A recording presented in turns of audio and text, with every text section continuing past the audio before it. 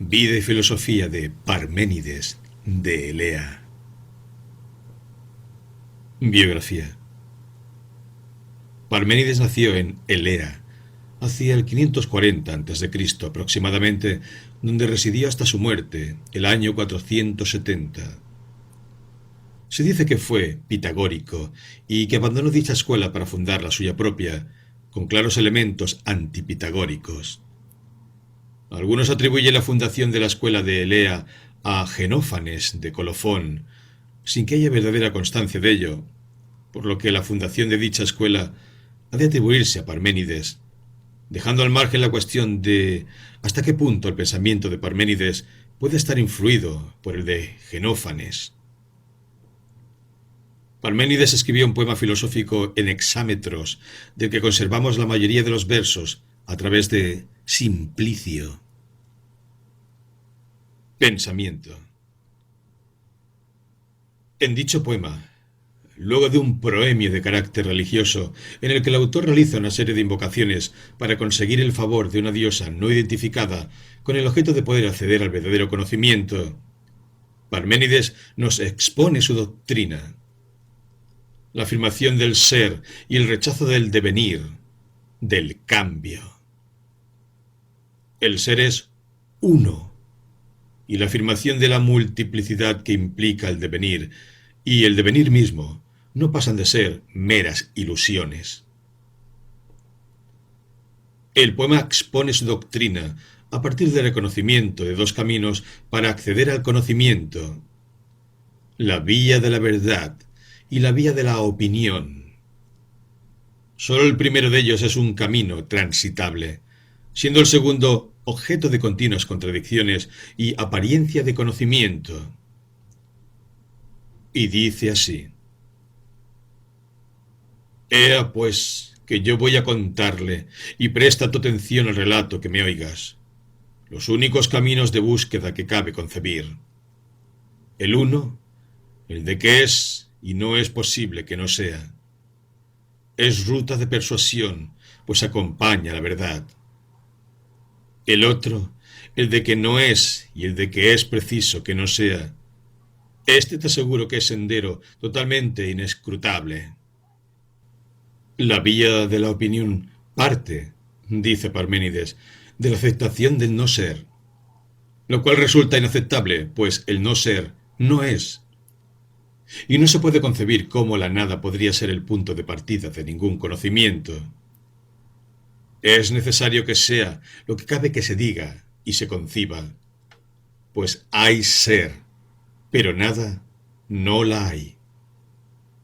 Por lo demás, lo que no es no puede ser pensado, ni siquiera nombrado.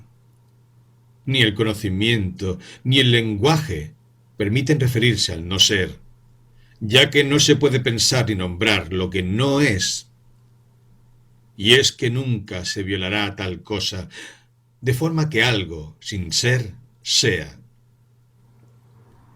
Para alcanzar el conocimiento, solo nos queda, pues, la vía de la verdad. Esta vía está basada en la afirmación del ser. El ser es, y en consecuencia, negación del no ser. El no ser no es. Y dice así: y ya solo la mención de una vía queda, la de que es, y en ella hay señales en abundancia, que ello, como es ingénito e imperecedero, entero, único, inmutable y completo. Afirma Parménides en estas líneas la unidad e identidad del ser. El ser es, lo uno es. La afirmación del ser se opone al cambio, al devenir y a la multiplicidad. Frente al devenir, el cambio de la realidad que habían afirmado los filósofos jonios y los pitagóricos, Parménides alzará su voz, que habla en nombre de la razón.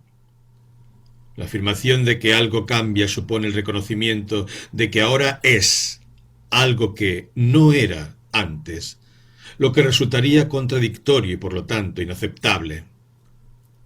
La afirmación del cambio supone la aceptación de este paso del ser al no ser, o viceversa. Pero este paso es imposible, dice Parménides, puesto que el no ser no es. El ser es ingénito, pues, dice Parménides, ¿qué origen le buscarías? Si dices que procede del ser, entonces no hay procedencia, puesto que ya es. Y si dices que procede del no ser, caerías en la contradicción de concebir el no ser como ser, lo cual resultaría inadmisible. Por la misma razón es imperecedero, ya que si dejara de ser, ¿en qué se convertiría? En no ser.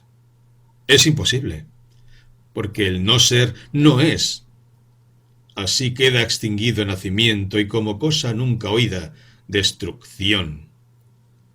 El ser es entero, es decir, no puede ser divisible, lo que excluye la multiplicidad.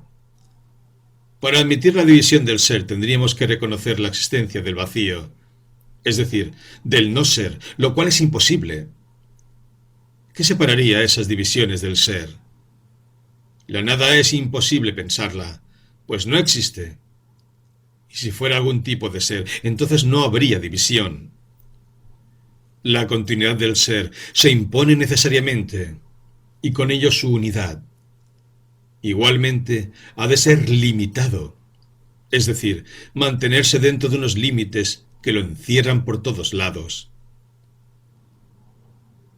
El ser es inmóvil, pues de lo visto anteriormente queda claro que no puede llegar a ser, ni perecer, ni cambiar de lugar, para lo que sería necesario afirmar la existencia del no ser, del vacío, lo cual resulta contradictorio. Tampoco puede ser mayor por una parte que por otra, ni haber más ser en una parte que en otra, lo que Parménides termina representándolo como una esfera en la que el ser se encuentra igualmente distribuido por doquier, permaneciendo idéntico a sí mismo. El ser al que se refiere Parménides es material, por lo que difícilmente puede ser considerado éste el padre del idealismo. El hecho de que Platón, posteriormente, aceptando los postulados parmenídeos, identificara a ese ser con la idea, no debe ser extrapolado históricamente hasta el punto de llegar a afirmar que Parménides interpretaba el ser como algo no material. La afirmación de que el ser es uno, finito, parece indicar claramente una concepción material del ser. Por lo demás, la asociación de la vía de la verdad con el pensamiento racional y de la vía de la opinión con la sensación parece poder aceptarse, aunque sin llegar a claridad de la distinción que encontramos en Platón. Efectivamente, Parménides afirma en el poema la superioridad del conocimiento que se atiene a la reflexión de la razón, frente a la vía de la opinión que parece surgir a partir del conocimiento sensible. Pero el conocimiento sensible es un conocimiento ilusorio, apariencia. Podemos aceptar, pues, que Parménides introduce la distinción entre razón y sensación, entre verdad y apariencia.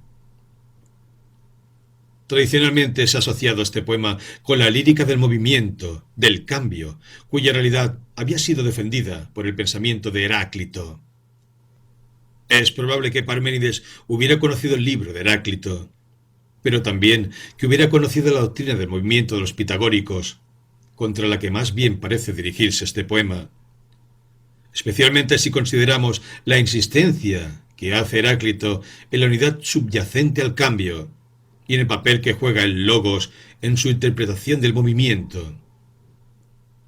Obviamente, en la medida en que Heráclito afirma el devenir, las reflexiones de Parménides le afectan muy particularmente, aunque Heráclito nunca haya afirmado el devenir hasta el punto de proponer la total exclusión del ser. Noticias recogidas por Diógenes Laercio sobre Parménides. Genófanes tuvo por discípulo a Parménides, hijo de Pireto, natural de Elea, aunque Teofrasto, en su epítome, dice, fue discípulo de Anaximandro. Ello es que si lo fue de Genófanes, ciertamente no lo siguió en los dogmas. Vivió con Aminias y con Dioquetas, Pitagórico, como dice Soción, hombre pobre pero honrado y bueno, por cuya causa lo siguió, y en muriendo le construyó monumento heroico. Siendo como era noble y rico, fue llamado a la tranquilidad de vida por Aminias, no por Genófanes. Fue el primero que demostró que la Tierra es esférica y que está situada en el medio, que los principios o elementos son dos, el fuego y la tierra. Aquel tiene lugar de artífice, esta de materia, que la generación primera de los hombres fue del sol, que el sol es cálido y frío, de los cuales constan todas las cosas, que el alma y la mente es una misma cosa, como escribe Teofrasto en sus Físicos, donde expone los dogmas de casi todos. Dijo que la filosofía es de dos maneras, una procedente de la verdad, otra de la opinión. Escribió de la filosofía en verso, a imitación de Hesíodo, Genófanes y Empédocles. Dijo que la razón es el criterio que juzga de las cosas y que los sentidos no son criterios exactos ni seguros. Sus palabras son: ni los dioses te induzcan a un camino común por ser trillado. No resuelva los ojos sin examen. No juzguen por el eco los oídos, ni por la lengua juzgues. Juzgue, sí, la razón en las cuestiones.